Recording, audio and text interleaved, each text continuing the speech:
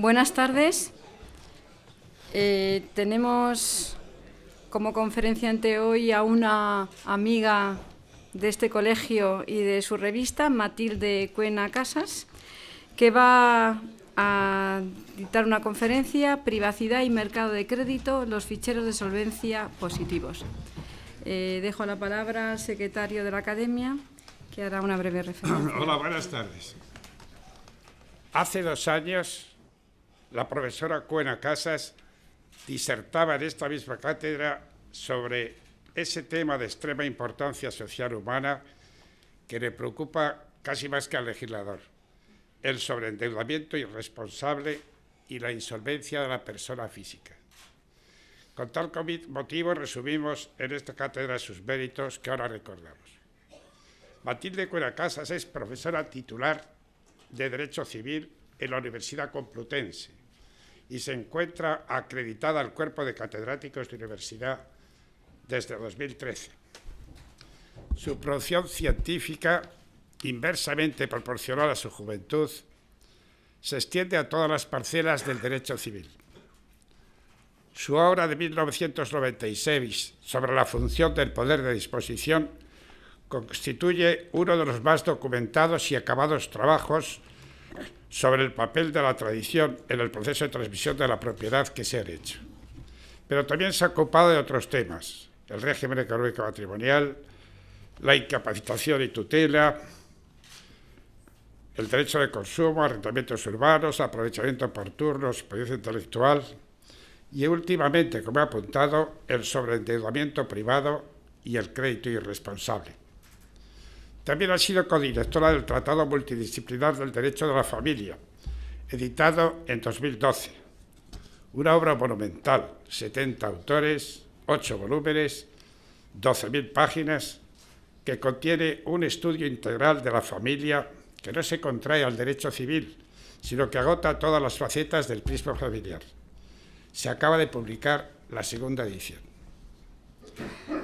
Ha realizado estancias de investigación en varias universidades, entre ellas Harvard y Perugia. Ha dirigido obras colectivas, fruto de proyectos de investigación financiados por el Ministerio de Economía y Compatibilidad, de los que ha sido investigadora principal. Ha dado conferencias, participado en simposios, congresos, blogs, también en el blog Hay Derecho, y es vicepresidenta de la fundación del mismo nombre ligada a este.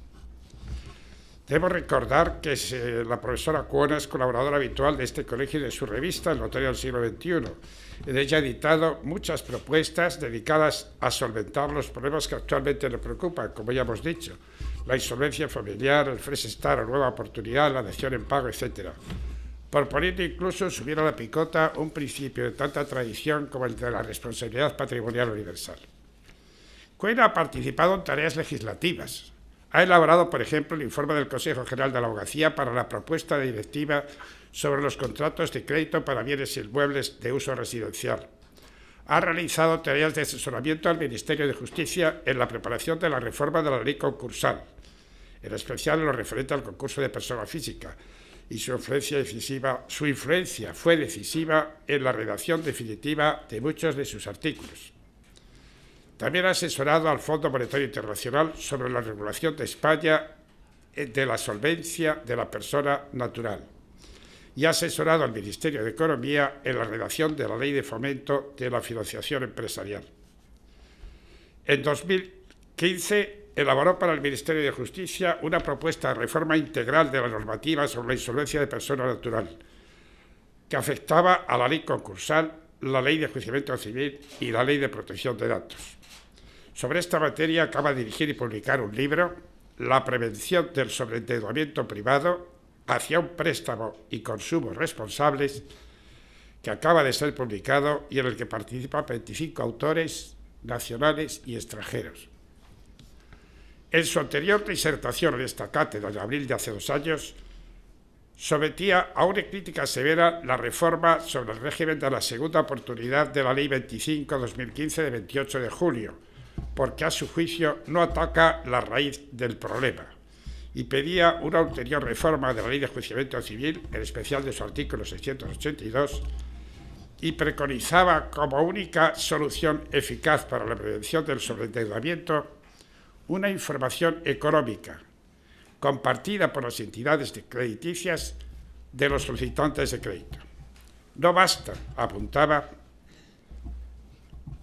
ni los ficheros negativos de insolvencia, ni el actual fichero del Banco de España sirve de información limitada y acceso restringido por una interpretación restrictiva de la norma que protege la privacidad. Para conseguir mayor competitividad, mayor control del sistema financiero y mejor oferta de crédito responsable, apuntaba entonces, es preciso instaurar los ficheros de insolvencia positivos compartidos, lo que no tiene por qué vulnerar la Ley de Protección de Datos. Con la disertación de hoy estamos seguros de que la profesora Cuena, cuyo magisterio y autoridad son indiscutidos, dejará cerrada su sólida posición en materia tan importante como es la insolvencia familiar, tema altamente sensible en la actualidad como consecuencia de la situación de endeudamiento excesivo y en casos inasumibles al que la pasada crisis ha abocado a muchas familias. Muchas gracias, profesora. Tiene la palabra. Muchísimas gracias. Es para mí un honor y una gran responsabilidad ocupar esta prestigiosa tribuna y un privilegio, probablemente merecido, hacerlo por segunda vez. Quiero expresar mi profundo agradecimiento a la Academia Matritense del Notariado y al Colegio Notarial de Madrid, que personaliza en su vicedecana, doña Rosaria Algora Vesolowski, por la invitación que me han cursado, y también a su junta directiva del colegio. Por supuesto, también a don José Aristónico por su amable presentación. No puedo evitar repetir las palabras que en su momento dije en esta maravillosa sala hace unos años, palabras en las que hice pública mi gratitud al Colegio Notarial por la colaboración y ayuda a la universidad, apoyando publicaciones, trabajos de investigación y eventos para la difusión de sus resultados. De hecho, el próximo mes de noviembre esta sala albergará un congreso internacional sobre insolvencia y mercado de crédito que dirigimos el profesor Ignacio Tirado y yo, y lo podremos hacer, gracias en parte, de nuevo al apoyo de este colegio. Pero no solo eso, también los extraordinarios fondos que alberga la biblioteca del Colegio Notarial, atendida con esmero por mi querido amigo Urbano Blanco, que hoy me honra con su presencia, pues nos ha servido a muchos para realizar trabajos de investigación, para esta tarea, para mí apasionante, que es la investigación. Tampoco puedo dejar de mencionar que fue gracias a notarios como los hermanos Goma Lanzón, Fernando Rodríguez Prieto y Rodrigo Tena como involucré en el ilusionante proyecto, primero del blog Hay Derecho y luego de la Fundación Hay Derecho, nacida con el propósito de contribuir a la defensa del Estado de Derecho y de las instituciones en España. De ellos y también de los editores Segismundo Álvarez y Elisa de la Nuez aprendo cada día y comparto este proyecto. Y, por supuesto, agradezco su presencia a los asistentes, muchos de ellos compañeros, amigos, familiares, y particularmente a mi maestro, el profesor Ram Salvesa, que afortunadamente hoy me puede acompañar en este acto. Ya nadie niega que lo que empezó siendo una crisis financiera de deuda privada ha terminado por ser una crisis política, fruto de la reacción de los ciudadanos contra las políticas de manejo de la crisis. Un necesario rescate financiero con dinero público que transfirió las rentas desde los contribuyentes a las instituciones financieras quebradas, terminó con un alto endeudamiento público que, a su vez, provocó recortes en el estado del bienestar. La reacción de los ciudadanos ante esta forma de actuar nos ha conducido, entre otros factores, a una crisis política que en España nos ha tenido un año sin gobierno y que incluso está haciendo cuestionar la subsistencia de la Unión Europea. No es, desde luego, mi intención analizar pormenorizadamente la complejidad de todas y cada una de las causas que nos han llevado a esta situación, pero sí me voy a centrar en una, en la que hoy nadie discute, y es que esta crisis ha sido provocada por un altísimo sobreendeudamiento privado masivo, fruto de un comportamiento irresponsable de los operadores del mercado. Y esto no es una opinión personal, esto ya aparece recogido en el considerando primero de la Directiva de Crédito Hipotecario de 2014. Lamentablemente, la historia se ha repetido. Ya la famosa crisis del 1929 colapsó el sistema bancario en Estados Unidos, provocando la pérdida de sus ahorros a muchos ciudadanos. En aquella ocasión, uno de los factores desencadenantes fueron generosos préstamos concedidos a por entidades llenas de liquidez a los agricultores para que aumentaran su producción y a todo tipo de clientes para la adquisición de acciones. El boom crediticio, auspiciado por bajos tipos de interés, provocó una burbuja de precios que favoreció el desarrollo de instrumentos de inversión y, a su vez, de ganancias. Como ya señalara el periódico The Economist, lo mismo ha pasado en 2008. Crédito fácil, amplificado por productos financieros, compra de activos con dinero prestado, aderezado por un optimismo irracional. Los precios nunca iban a bajar. Si se sustituye la palabra acciones por la de inmuebles, encontramos ciertas similitudes con la actual crisis financiera. Un denominador común: el desenfreno crediticio y una irresponsabilidad bancaria incentivada por un marco jurídico desequilibrado a favor de los acreedores.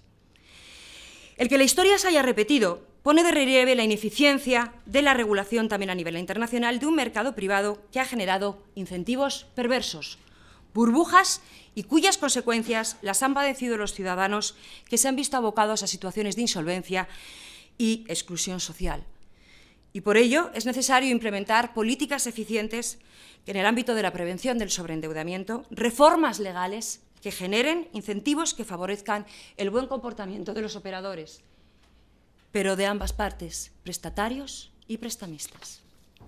Y hoy les voy a hablar de una herramienta fundamental de la infraestructura financiera, que es el sistema de información crediticia, que viene a ordenar el flujo de información de solvencia de las personas físicas y jurídicas, si bien me voy a centrar en las primeras por ser las que plantean problemas de privacidad.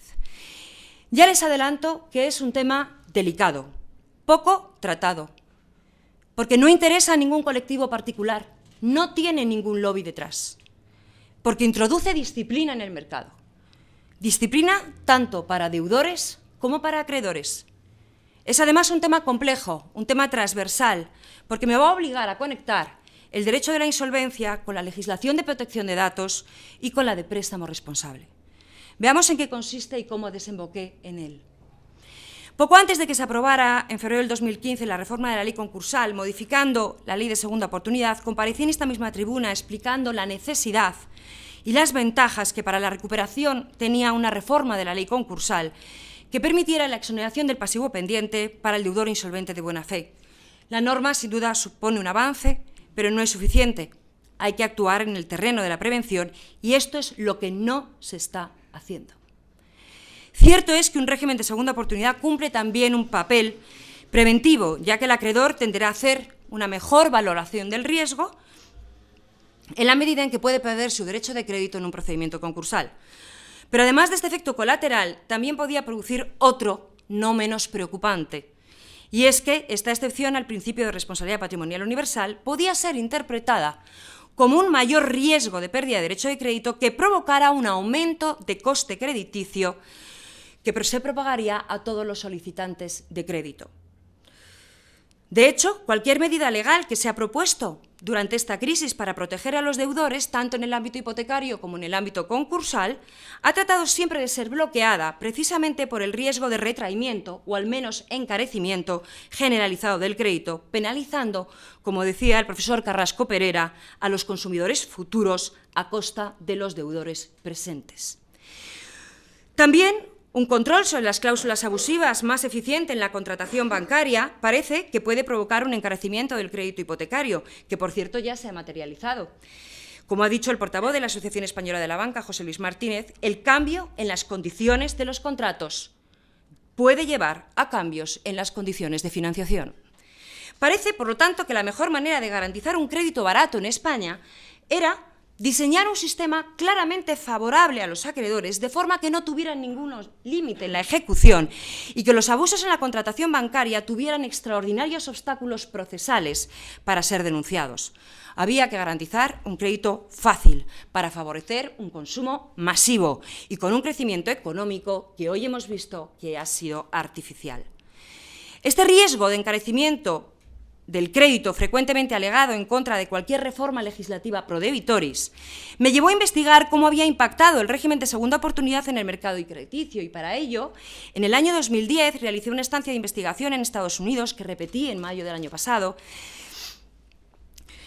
precisamente para profundizar en el tema del que les voy a hablar hoy. Escogí este país porque allí la exoneración de deudas formaba parte de la estructura del derecho de la insolvencia desde el año 1898 y, por lo tanto, tenían una gran experiencia que podría valorarse y servir de botón de muestras. Lo que está claro es que si queremos recuperar a un empresario que fracasa, también tenemos que intentar su reintegración financiera. Pero si eso a su vez provocaba un aumento de coste crediticio para todos los solicitantes de crédito, defender un régimen de segunda oportunidad podía tener efectos indeseables desde el punto de vista del estricto análisis económico del derecho. Las cuestiones que me planteé fueron básicamente dos. ¿En qué condiciones el empresario que fracasa puede acceder al mercado crediticio? ¿Tener un régimen de segunda oportunidad generoso había provocado un incremento de coste crediticio para todos los solicitantes de crédito, pagando justos por pecadores? Y el siguiente paso era comprobar qué pasaría en nuestro país, porque España no es como Estados Unidos. Y tras plantar sin más una solución anglosajona, no parecía muy razonable sin un previo análisis comparativo respecto del funcionamiento del mercado de crédito. Bueno, pues mi sorpresa fue mayúscula cuando descubrí una herramienta poderosa, bastante poco explorada en España, y era el sistema de información crediticia, calificado por Kitchman como el ingrediente secreto de la resistencia de la economía de Estados Unidos.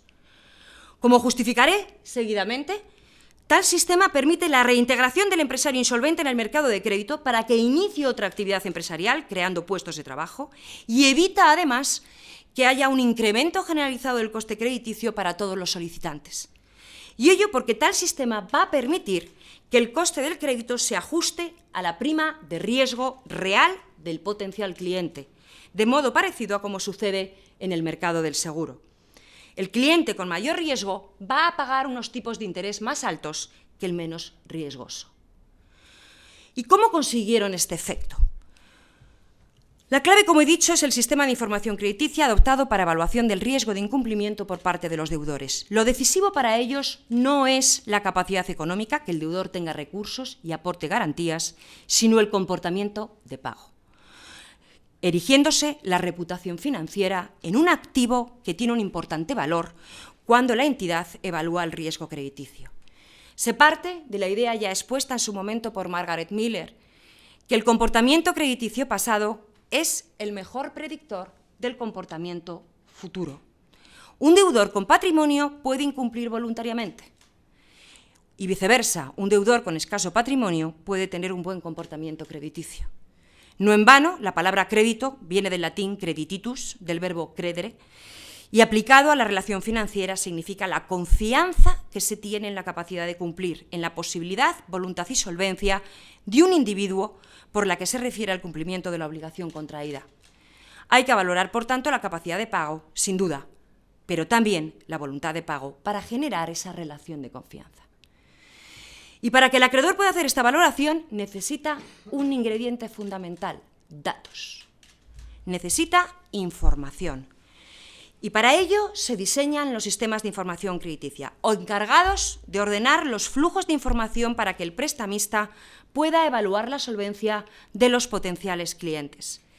Su objetivo es paliar las consecuencias de lo que se ha denominado la información asimétrica en el mercado de crédito. Esto significa que siempre el prestatario tiene un mayor conocimiento que el prestamista respecto de sus posibilidades de reembolsar el préstamo. Ello genera lo que se denomina riesgo de selección adversa, es decir, que el prestamista tenga dificultades de elegir entre buenos y malos pagadores, con el peligro de escoger a prestatarios de peor calidad. Esta dificultad puede producir efectos indeseables. O bien el prestamista, cuando no puede distinguir entre buenos y malos pagadores, o bien aumenta las denegaciones, o bien incrementa el coste crediticio, ya que ante el mayor riesgo de incumplimiento, las entidades tienden a integrarlo en el cálculo de coste crediticio para todos los prestatarios, de manera que los buenos pagadores asumen los costes de incumplimiento de los malos pagadores. Este aumento del coste crediticio, fruto de la existencia de esta información asimétrica, sanciona por igual a los clientes al margen de su prima de riesgo, ya que el tipo se fija sobre la base de promedios. Como pusieron de relieve Stiglitz y Weiss, ello desincentiva a los clientes de menor riesgo a recurrir al crédito y favorece que accedan los que presentan mayor riesgo, pues son estos los que están dispuestos a pagar tipos de interés más altos. Además, las asimetrías de información generan problemas que se llaman de riesgo moral. El deudor utiliza la mayor información que posee sobre su situación patrimonial para comportarse de manera inadecuada, endeudándose a través de distintos acreedores que no comparten información entre sí. Se favorece así el sobreendeudamiento activo, el consumo irresponsable y aumenta la tasa de incumplimiento fruto de esta situación de riesgo moral. El consumidor puede tener la percepción de que el que los prestamistas no compartan datos le beneficia, porque favorece su entrada en el mercado de crédito, evitando lo que se llama la exclusión financiera, aunque sean a tipos de interés más altos. Sin embargo, ya sabemos cuáles son las consecuencias que tiene prestar dinero a quien no es solvente. Ello pone en riesgo la estabilidad del sistema y los ahorros de los depositantes. Y para paliar estos sistemas, aparecen los sistemas de información crediticia, que lo que hacen es introducir disciplina en el mercado de crédito y hasta el punto de que se ha dicho que limitar su actividad sería temerario. ¿Y cómo disciplinan? Disciplinan al prestatario, porque si los prestamistas comparten datos, el deudor que incumple en una determinada institución se verá sancionado por todas las demás que le van a denegar el préstamo. Pero también disciplina al prestamista. El supervisor bancario puede verificar la información con la que ha contado el prestamista para la evaluación de la solvencia, por lo que es más fácil controlar si la entidad prestó al cliente que ya no era solvente en el momento de la concesión del préstamo. Un eventual régimen jurídico de responsabilidad por concesión irresponsable de crédito es más eficiente si el prestamista puede acceder a información financiera fiable de sus potenciales clientes. Y a esta conexión entre préstamo y responsable me referiré a continuación.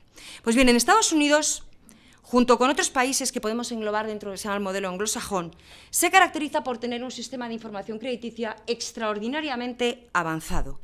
Los prestamistas, todos, comparten, y además lo hacen voluntariamente, datos de solvencia de sus clientes a agencias privadas que se llaman Credit Bureau, que viene a ser Equifax, Experian o TransUnion, cuya función es recolectar, organizar y consolidar la información recibida, vendiéndola a solicitantes autorizados. En principio se rigen por el criterio de reciprocidad. Las mismas empresas que suministran datos al buró son las que pueden recibir información que hay en él. De esta forma se favorece su participación en el sistema. Los prestamistas van a tener más incentivos a dejar consultar la información sobre el comportamiento de pago de sus clientes a otros prestamistas si estos también lo hacen. Los prestamistas acceden al sistema y obtienen una cosa que se llama el informe de crédito, que contiene el historial crediticio del deudor, al que pueden acceder incluso por vía electrónica, lo cual va a favorecer la toma de decisiones con mayor celeridad y precisión. Pero la clave de eficiencia del sistema es qué tipo de datos se comparten y por qué. Así puede hablarse de ficheros negativos o de morosos, comúnmente conocidos, que solamente contienen datos de impagos o incumplimientos del deudor, procedimientos judiciales en curso. Si solo se comparten datos negativos, que ya les adelanto es lo que pasa en España, la única información que recibe el prestamista es que ha habido un impago que puede obedecer a múltiples causas. Son excluyentes porque impiden que pueda acceder al crédito el que ha tenido un impago, aunque hubiera sido accidental. Los prestamistas están encantadísimos de compartir datos negativos y lo hacen además voluntariamente porque permiten excluir del sistema al mal cliente. Cosa distinta es cuando se intercambian datos positivos de solvencia patrimonial, que incluyen datos sobre préstamos correctamente cumplidos, de préstamos pendientes que todavía no se han incumplido. Se comparte esa información que tiene nuestro banco y que incluyen saldos en cuentas, saldos de crédito, ratos de deuda, límites de crédito, si tenemos tarjeta revolving, qué límite tiene cada tarjeta, tipos de interés, etc. Es preciso aclarar desde el principio que un fichero positivo informa de nuestro ratio de deuda pendiente, pero nunca va a dar información del concepto en el que se ha gastado la cantidad obtenida del préstamo. Si yo he pedido una tarjeta, me lo he gastado en X cosas, eso, evidentemente, ese dato no aparece en un fichero positivo. Y esto es importante para valorar luego el impacto en materia de privacidad. La clave es que cuando se comparten datos positivos, la información es más completa porque informan del nivel de endeudamiento al destacar préstamos asumidos y que no se han impagado. Como gráficamente se ha dicho, un deudor con 6 tarjetas de crédito revolving activas que no ha incumplido ninguna de sus obligaciones puede ser un cliente de mayor riesgo que otro con préstamos asumidos que de forma esporádica, que no tiene préstamos asumidos y que de forma esporádica ha tenido algún incumplimiento. Por lo tanto, en un fichero positivo es posible discriminar entre el deudor sin impagos y el deudor solvente. Un deudor sin impagos y muchas deudas ya asumidas puede ser excluido del sistema y en esta medida los ficheros positivos constituyen un potente instrumento para prevenir el sobreendeudamiento activo, es decir, aquel que tiene por causa la asunción irresponsable de deudas. En países que siguen el modelo anglosajón, del que es ejemplo paradigmático Estados Unidos, los prestamistas comparten tanto datos positivos como datos negativos, acompañados, eso sí, de una regulación específica que se llama la Ley de Crédito Justo de 1970, donde se regula qué datos se pueden recopilar en las agencias, quiénes pueden acceder a esos datos y además establecen mecanismos de rectificación. El consumidor puede rectificar cualquier inexactitud que sobre él. Y sobre todo, lo que es muy importante y que quiero destacar, es que además hay una autoridad pública reguladora, que es el Consumer Financial Bureau, que es una agencia encargada, insisto, pública de protección del consumidor contra los posibles abusos que se pueda dar. Por lo tanto, no basta con regular, también es preciso establecer autoridades reguladoras que puedan sancionar los posibles abusos e incumplimientos que ahí se hagan. Ahora bien, ¿qué ventajas tienen los ficheros positivos? Desde luego, ya el propio Banco Mundial ha reconocido en su documento sobre los principios generales de información crediticia, que recoge unos estándares internacionales que considera que son elementos mínimos que tiene que reunir cualquier sistema, ya considera en su principio 1 que un sistema eficiente debe incluir información positiva. Pero ¿por qué es más eficiente un sistema en el que se comparten datos positivos de solvencia patrimonial? Pues hay una serie de ventajas que están avaladas por estudios empíricos. En primer lugar, fomentan la inclusión financiera. Se presta más y se presta mejor. Cuando un prestamista carece de información fiable, su reacción, como he dicho, es de negar créditos a personas que deberían ser aceptadas. Con los ficheros positivos aumenta la tasa de aceptación. Hay un estudio realizado por Barry en Estados Unidos en el que con una tasa aceptada de incumplimiento del 3%, fíjense qué diferencia. Si solo se comparte información negativa, la tasa de aceptación era de un 39%. Y si se incorporaban datos positivos, la tasa se incrementaba a un 74%. Esto se entiende con un ejemplo cotidiano. Un matrimonio casado en régimen de gananciales que tienen 3 hijos comunes. Sobreviene el divorcio y el cónyuge custodio pide nuevas tarjetas de crédito en distintas entidades y comercios. La respuesta, en un sistema en el que solo se compartan datos negativos, es que a ese señor se le mida su riesgo por el riesgo promedio. Y es que, estadísticamente, un divorciado con la custodia tiene un riesgo alto. Si el prestamista no puede acceder a datos positivos de solvencia, la probabilidad de denegación es alta. Y si hay concesión, será una tarjeta revolving con un límite disponible bastante bajo.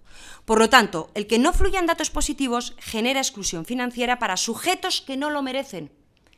Si solo se atiende a criterios de capacidad de pago y no de comportamiento de pago, se está restringiendo el acceso al crédito. Pero fíjense también el impacto que puede tener esto en el mercado arrendaticio. ¿Se imaginan las ventajas que puede tener para un arrendador que pueda acceder al historial crediticio de su potencial inquilino? En España contratamos a ciegas casi fijándonos de la pinta que tiene el futuro inquilino, porque es imposible conocer ningún dato acerca de la solvencia por las restricciones que impone la Ley de Protección de Datos Personales. Pero qué casualidad, esta opacidad de información genera un mercado que beneficia a las entidades financieras, dado que en el mercado arrendaticio los arrendadores que tienen que pedir avales. Segunda ventaja importantísima, disminuye la tasa de morosidad. Si solo fluye la información negativa, se va a sancionar a los deudores que han incumplido, pero subsisten asimetrías de información, porque no informa de cuál es el nivel de endeudamiento de esos otros prestatarios. No basta con mirar la nómina y que no haya impagos. Un señor con una nómina de 5.000 euros y deudas asumidas por 4.500 euros al mes es un deudor insolvente. Los ficheros negativos no informan de los pasivos contraídos, lo que hace que aumente la tasa de incumplimiento. Y aquí hay varios estudios empíricos en países de América Latina. Y curiosamente, dos de los países estudiados fueron Brasil y Argentina. Y con la introducción de los ficheros positivos, en Argentina disminuyó la tasa de incumplimiento un 21%. Y en Brasil, ni más ni menos que un 45%, partiendo de un porcentaje de aprobación del 60%. En tercer lugar, permiten el ajuste del coste crediticio a la prima de riesgo. Este efecto se aprecia observando cómo funciona el sistema estadounidense. Con los datos positivos y negativos que los prestamistas proporcionan a esta oficina, a este Credit Bureau, ellos elaboran con el método FICO una prima de riesgo o credit score. Pedir un préstamo y pagarlo aumenta el score. Por eso, ustedes comprobarán que si van a Estados Unidos, pagan hasta un café con la tarjeta de crédito, porque necesitan tener historial. El rango de calificación FICO allí es de 300 a 850 puntos. Cuanto más alto, mejor. Y se clasifica a los solicitantes de crédito en excelente, muy bueno, bueno, razonable o subprime. Creo que esta última palabra les suena. El coste crediticio es distinto en función de la prima de riesgo. Y así en las tarjetas de revolving, por ejemplo, en los últimos datos publicados en 2016, fíjense ustedes la diferencia. Quien tenga un score de excelente, el tipo de interés en tarjeta revolving era del 14%. Y quien tenía una calificación subprime pagaba un 24,99%. La diferencia es sustancial, casi 10 puntos de diferencia en el tipo de interés en función de cuál sea el comportamiento crediticio. Con este planteamiento, la pregunta que ya hice al principio tiene una respuesta. El régimen de segunda oportunidad no provoca un encarecimiento generalizado del coste crediticio. El dato negativo de la insolvencia le afecta solo al deudor que se vio afectado por la exoneración, quien podrá acceder al mercado de crédito, pero a un coste mayor. Tanto es así que se lo quitan de las manos en Estados Unidos, precisamente porque ganan más dinero con este tipo de deudor que con otro, como veremos luego. Pero este efecto de encarecimiento de crédito no se va a propagar a los buenos pagadores.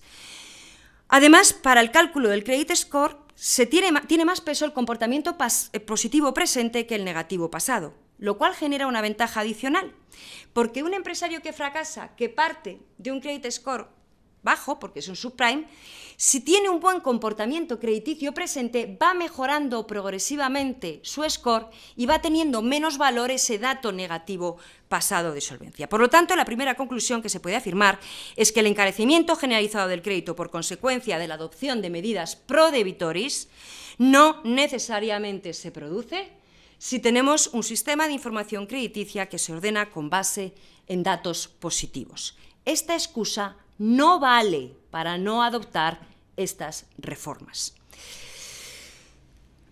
Ya les adelanto que esto no pasa en España. Aquí ya tenemos el crédito más caro de toda la Unión Europea en materia de crédito al consumo y este crédito se va a propagar a todos los solicitantes de crédito.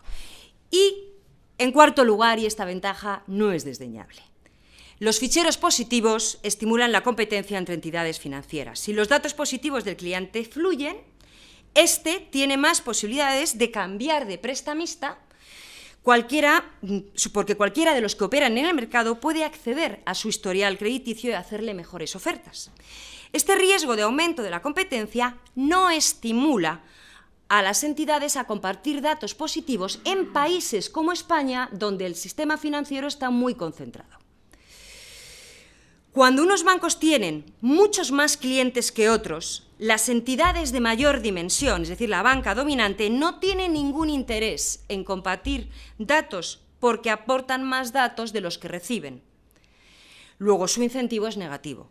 ¿Creen ustedes que el Banco de Santander tiene interés en compartir datos positivos de solvencia de sus mejores clientes con ING?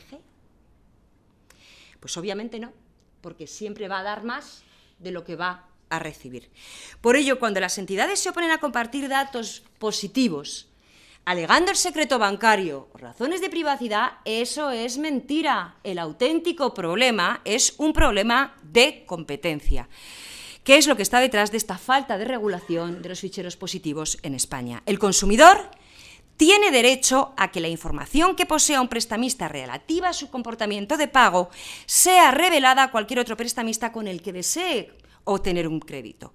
Así ha sucedido en Estados Unidos, donde han sido los propios consumidores los que le han pedido a American Express que comparta datos de sus clientes. Aquí, en cambio, las asociaciones de consumidores se oponen a este intercambio de datos positivos porque consideran que solo beneficia a los bancos. Me lo dijo esto directamente el presidente de una importantísima asociación de consumidores en España. Creen que esto solo es bueno para los bancos. Pero buena prueba de que las asociaciones de consumidores no han situado correctamente el problema es que la principal sentencia del Tribunal de Justicia Europea que ha tratado este tema, diciendo que los ficheros positivos favorecen la competencia, que es de 23 de noviembre del 2006, fue precisamente un pleito entre Ausbank y Equifax en España. Equifax quería montar un fichero positivo y Ausbank se oponía. Claro, yo estoy hablando aquí de asociaciones de consumidores, pero visto lo visto, yo no sé muy bien Ausbank a quién estaba defendiendo. Pero lo que sí es cierto es que a las asociaciones de consumidores este tema tampoco les interesa gran cosa. Este riesgo que para la banca dominante supone el aumento de competencia hace que no quieran participar, y si no participan en el sistema se torna ineficiente, porque en países como España, con el sistema financiero muy concentrado y con pocas entidades y sistémicas, quizá lo razonable sea imponer la obligación de compartir datos positivos. Pero lo que quiero resaltar es que los ficheros positivos se habla poco en España porque no beneficia a la banca dominante. Y más ahora que han emergido las denominadas fintech, empresas de servicios financieros que utilizan la última tecnología para dar alternativas de financiación a la banca internacional. Esto no ha interesado nunca en España y menos ahora. Y por último, la última ventaja a la que me quiero referir. ¿Favorecen los ficheros positivos el préstamo responsable? ¿Hay una vinculación entre el préstamo responsable y el sistema de información crediticia? Decía Christine Lagarde que el crédito es como el colesterol. Lo hay bueno y lo hay malo. Y hay datos que avalan que los ficheros positivos pueden favorecer el buen crédito. Ese que es saludable para la economía porque introduce criterios cualitativos en la concesión de crédito, favoreciendo el endeudamiento y previniendo el sobreendeudamiento. Los ficheros positivos, lo aclaro ya, no evitan el sobreendeudamiento pasivo, es decir, aquel en el que la insolvencia deviene por circunstancias que uno no puede controlar, pues porque se pone enfermo, porque se divorcia, porque pues se encuentra en una situación de desempleo. Ese tipo de sobreendeudamiento no lo puede prevenir absolutamente nadie, y es el que deriva de circunstancias exógenas, y ninguna responsabilidad se le puede adjudicar al prestamista cuando la insolvencia del deudor deriva de estas circunstancias. Este constituye la propia esencia del riesgo bancario, que precisamente se materializa en la imposibilidad de prever circunstancias sobrevenidas. Por eso no me vale el argumento, cuidado, que se está manteniendo en contra de los ficheros positivos, que fíjense usted en qué consiste. Dice, no, es que los ficheros positivos favorecen el endeudamiento.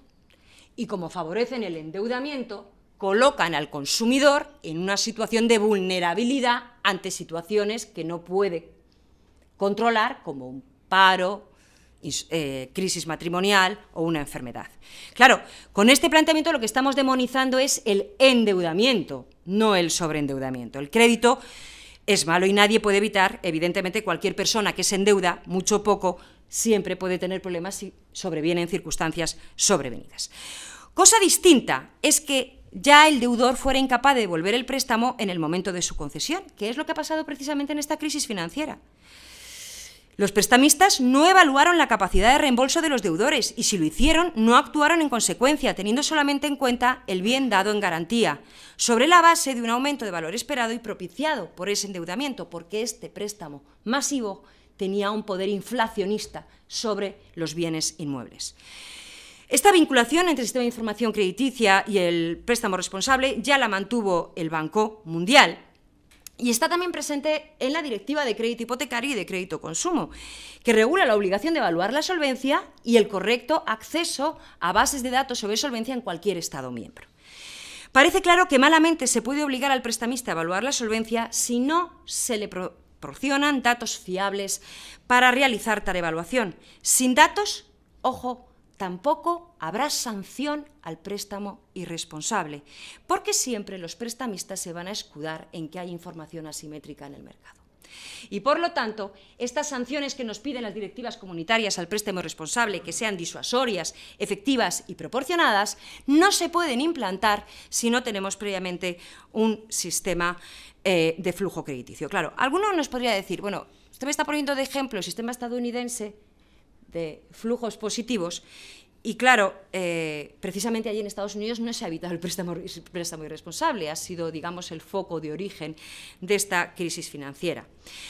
Claro, dado que los datos positivos de solvencia permiten un pricing en el préstamo y que puede pagar mayores tipos de interés el deudor que tiene mayor riesgo, pues los bancos americanos pronto se dieron cuenta de que ganaban más con un subprime que con una persona con clasificación de crédito excelente.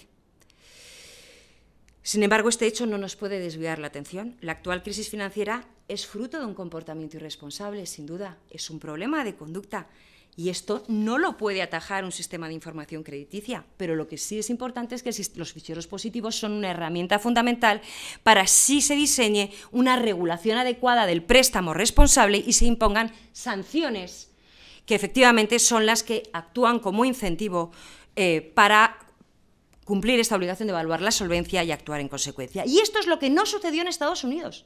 Estados Unidos no tenía y sigue sin tener un régimen adecuado sobre el préstamo irresponsable. No hay sanción contra la concesión irresponsable de crédito. Y por lo tanto, no se ha resuelto el problema. Y claro, alguno decía, ¿cómo es posible entonces que se haga tanto préstamo de alto riesgo? Porque ciertamente eso puede perjudicar a la solvencia de la propia entidad. Y esto, el propio Paul Krugman decía que las entidades hacían esto porque su actividad estaba garantizada por el gobierno, ante la seguridad de que iban a ser rescatados.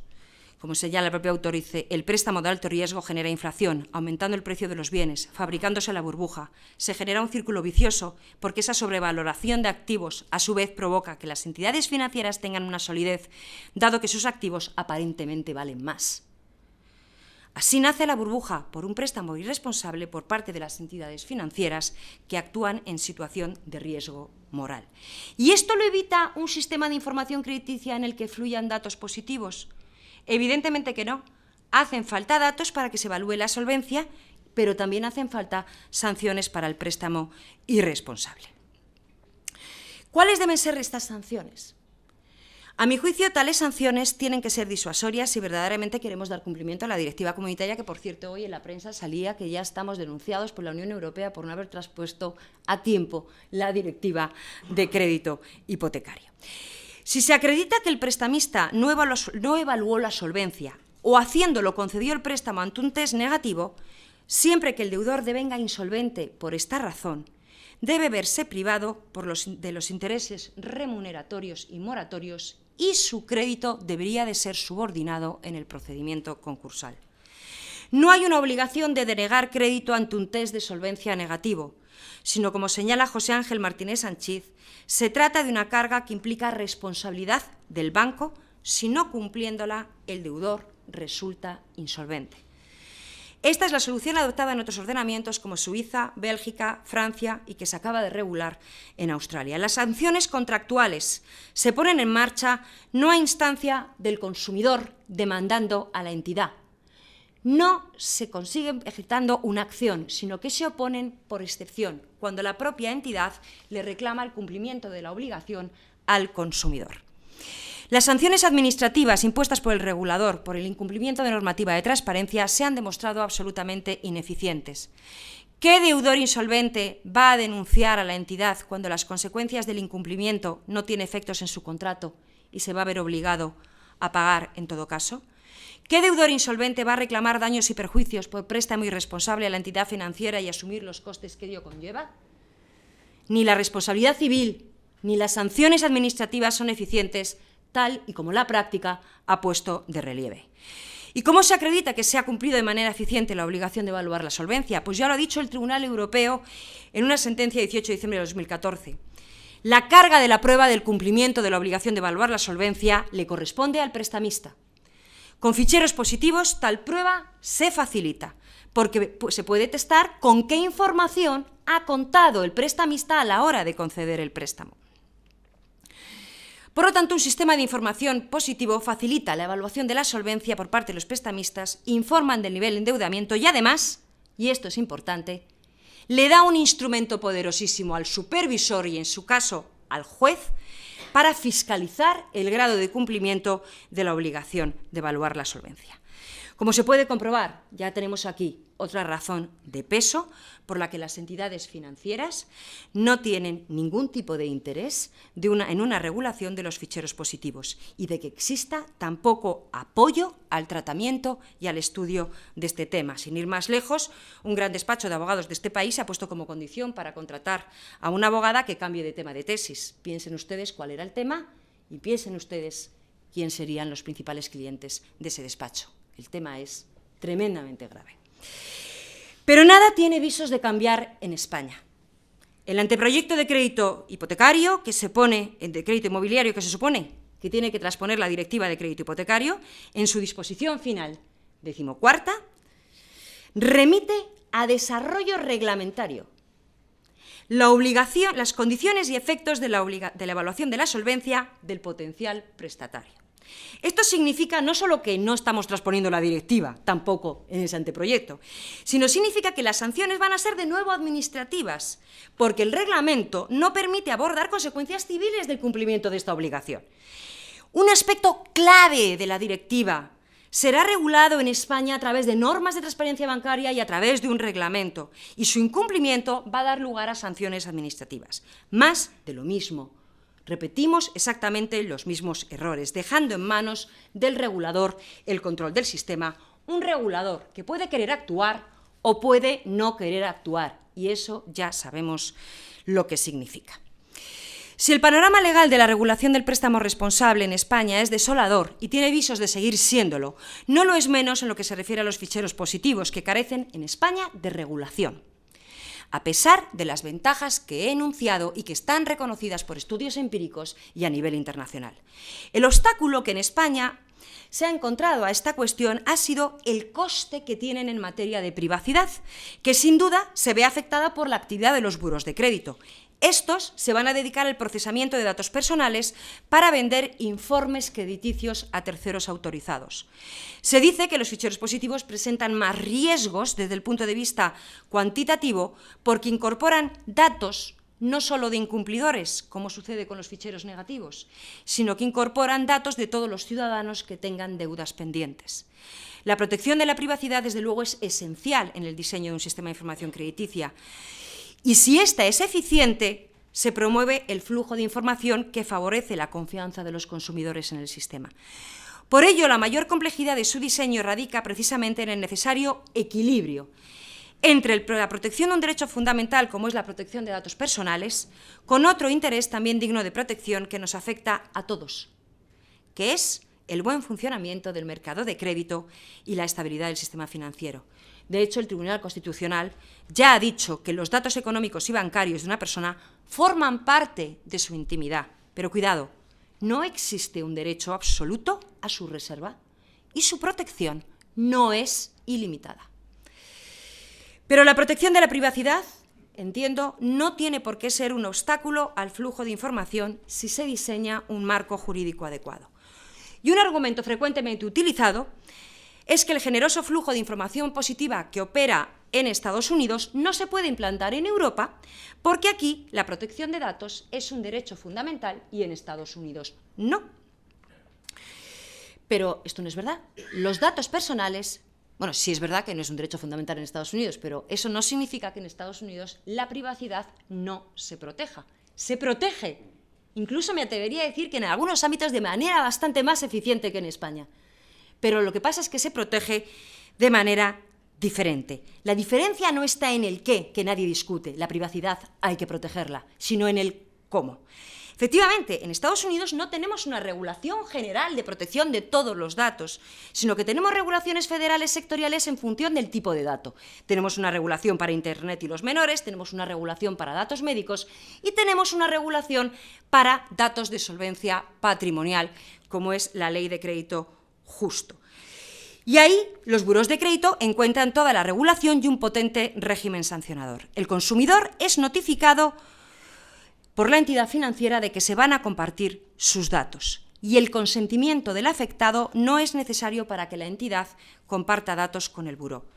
Se parte de que la información de solvencia es relevante para el funcionamiento del sistema y puede oponerse el consumidor a través de un sistema opt-out, pero para que se utilicen esos datos con finalidad de mercadotecnia, pero nunca para que se faciliten a un credit bureau. ¿Por qué? Porque hay un interés superior, que es el interés del sistema.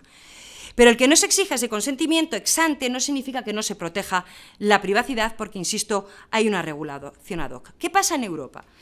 Muy diferente del modelo europeo es que aquí sí hay un régimen general para todos los datos personales, en principio con algunas regulaciones específicas, que empezó con la Directiva Europea 95/46, y ahora tenemos el famoso Reglamento Europeo de Protección de Datos de 27 de abril de 2016, que entrará en vigor 2 años después de esta fecha.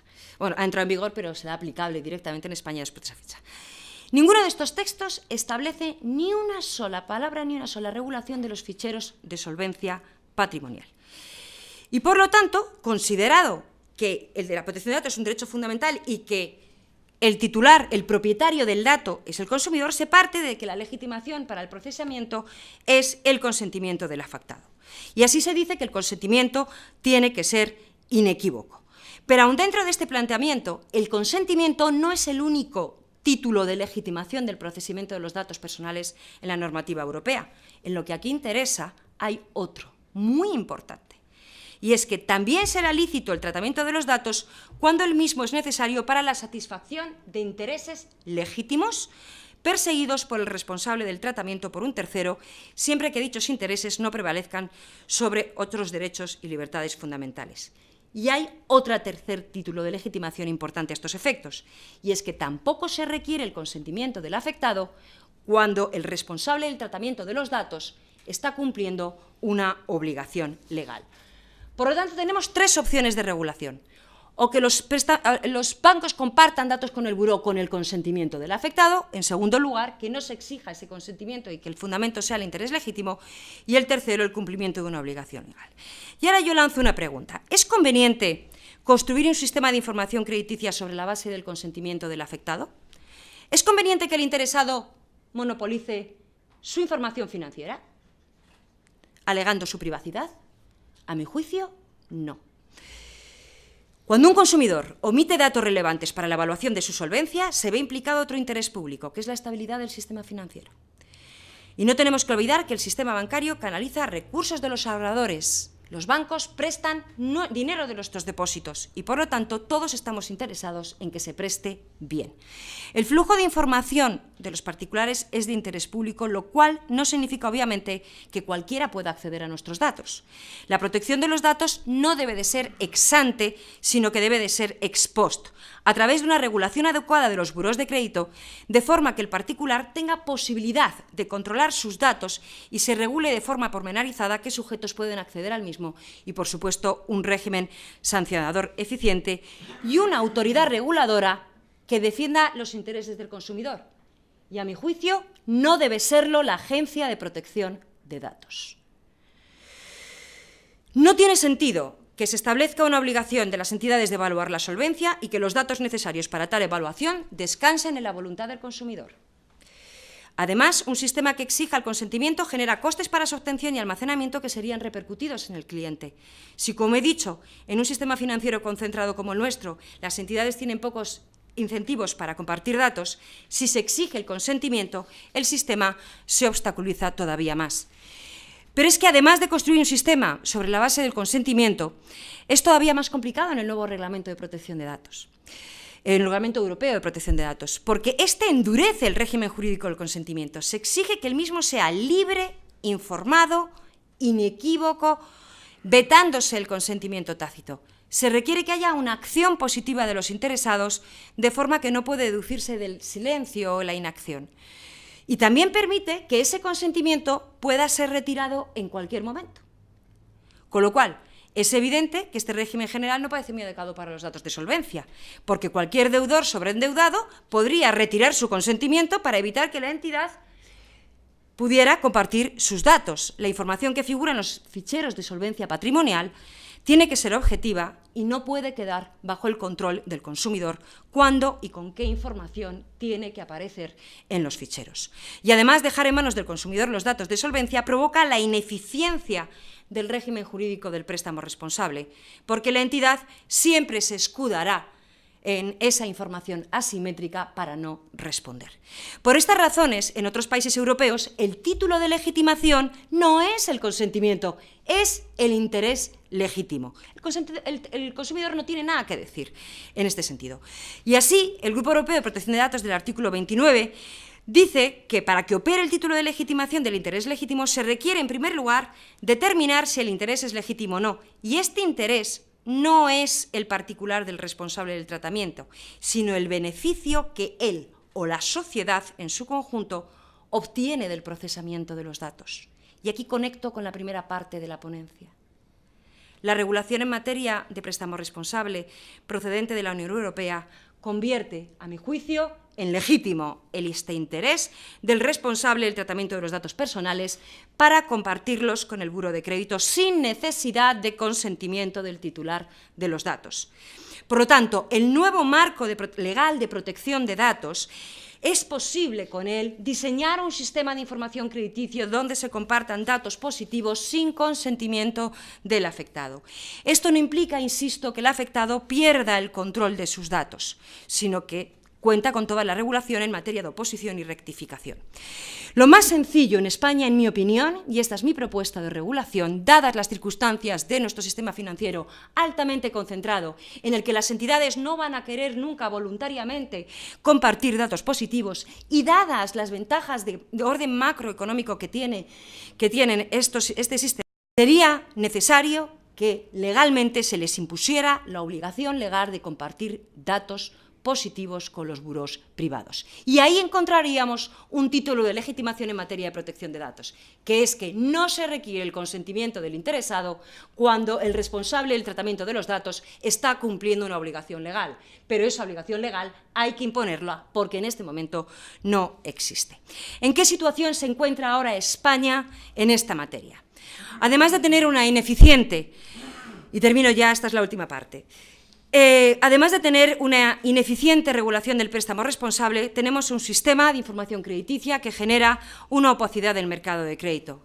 Las piezas encajan y el sistema está diseñado para que una crisis financiera aquí sea mucho más fácil que en otros países.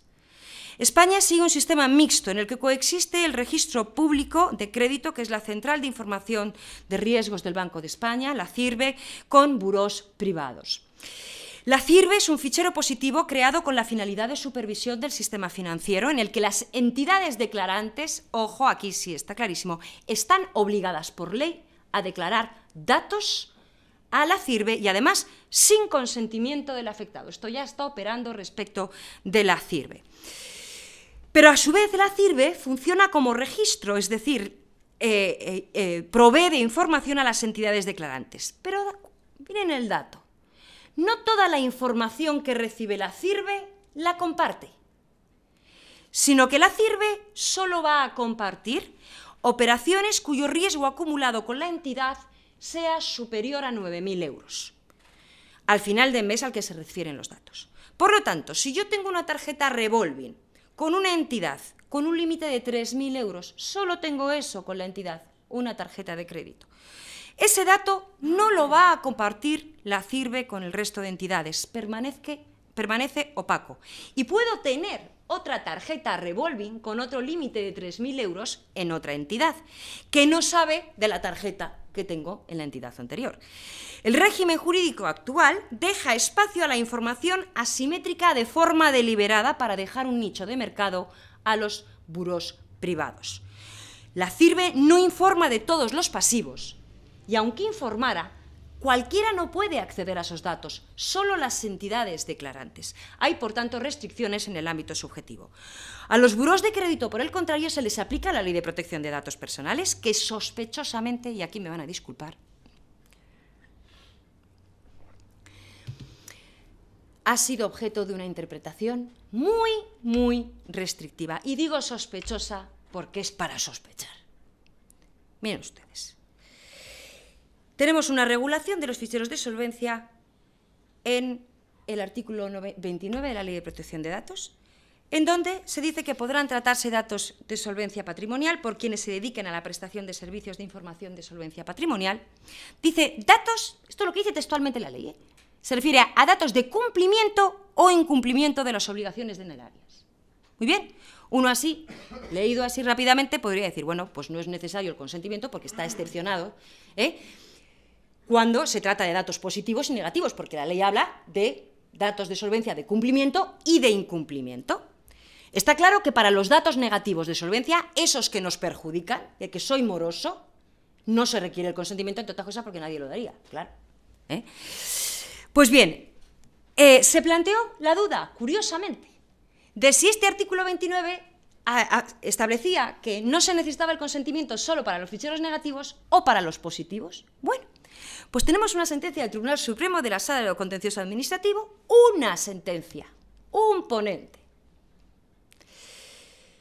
de 15 de julio del año 2010, que dice que el artículo 29 dice no es necesario el consentimiento para compartir datos negativos, pero sí es necesario para compartir datos positivos. Dice, lo que no resulta admisible, y leo textualmente, son los ficheros positivos prescindiendo del consentimiento del afectado. Y eso pese a que la ley dijera cumplimiento e incumplimiento. Conclusión. Los ficheros positivos están huérfanos de regulación en el derecho español, a pesar de las ventajas que tienen, porque la regulación del Reglamento de Protección de Datos va solo referida a los ficheros negativos. Para que la entidad comparta datos que me perjudican, como son los datos negativos, mi consentimiento no es necesario. Pero para que se compartan datos positivos que reflejan mi buen comportamiento crediticio, mi consentimiento es necesario. Claro, con esto, basado que el sistema español se basa en una interpretación muy discutible de la Ley de Protección de Datos, deja huérfanos de regulación a esto y, sobre todo, que mantiene una información asimétrica en el mercado que dificulta extraordinariamente crear un régimen legal de préstamo responsable. No nos extrañe encontrar titulares como los que vi en la prensa hace 2 días. España es el país con los préstamos más caros de toda la Unión, toda la eurozona. Pero fíjense que más caros es que la media de ATA en España está en un 8,68, estoy hablando de crédito al consumo, y en la eurozona está en el 6,21%, o sea, 2 puntos de diferencia. Subida que vamos a pagar todos, buenos y malos pagadores. Pero es previsible, y vamos a ser optimistas para no dejarles un sabor agrio, es previsible que esto cambie a corto plazo, no porque le haya interesado al legislador español, que ya le insisto, no le interesa en absoluto, porque a la banca dominante no le interesa y hay una vinculación estrecha entre unos y otros. ¿Qué ha dicho la Unión Europea? Acaba de publicar una iniciativa puesta en marcha el 10 de diciembre del año 2015, ha publicado un libro verde sobre servicios financieros al por menor titulado Mejores productos, más posibilidades de elección y mayores oportunidades para consumidores y empresas. El objetivo es, según este libro verde, crear un mercado de crédito transfronterizo y, por ejemplo, que un banco alemán pueda prestar a un español. Se hace eco, la Unión Europea dice, la mayoría de los mercados bancarios y de seguros al por menor en los Estados miembros, dice, están muy concentrados y no son competitivos, lo que limita las posibilidades de elección de los consumidores, así como el valor y la calidad de los productos que estos reciben. Y una de las medidas que proponen, qué casualidad, es mejorar el acceso y las posibilidades de uso de los datos financieros. Dice, un prestamista, leo textualmente, es contactado por consumidores de otros Estados miembros que desean solicitar préstamos. Sin embargo, cuando intenta determinar su solvencia, se encuentra con que la información es limitada, ya que proceden de otro Estado miembro. La entidad de crédito no puede confirmar la información que le presentan y decide no concederle el préstamo. Sin acceso a información sobre los consumidores, a las empresas les resulta difícil ofrecer productos financieros, en particular créditos o seguros, en otros mercados, ya que no pueden evaluar los riesgos a los que estarían expuestas. Si esta iniciativa europea sigue adelante, podría haber una regulación europea en materia de datos de solvencia patrimonial, pues de lo contrario no habrá crédito transfronterizo. Y termino ya. Un eficiente sistema de información crediticia en donde los prestamistas compartan datos de solvencia positivos con las adecuadas garantías para salvaguardar la privacidad de los ciudadanos es una herramienta muy potente que debe necesariamente ir acompañada de una regulación del préstamo responsable que genere incentivos adecuados en los operadores de mercado de crédito, que no podemos olvidar es un mercado privado. Esta fórmula no es la panacea para evitar futuras crisis financieras, cuyas causas son muy complejas, pero pienso que sí puede contribuir a mejorar el funcionamiento del mercado de crédito. Y sobre todo, creo que los españoles realmente nos merecemos un crédito más justo. Muchas gracias.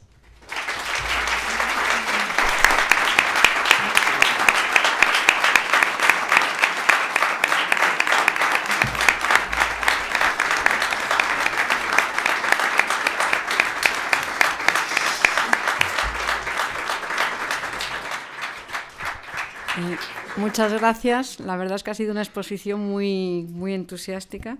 Y por alusiones quería disculpar a José Ángel Martínez Sánchez, nuestro decano, porque al ser presidente del Consejo General del Notariado pues tenía otras obligaciones que han impedido venir aquí, aunque le haría mucha ilusión y sobre todo después de la cita. Y muchísimas gracias. Y ahora hay una copa a la que invita al colegio a todos los asistentes. Y muchas gracias.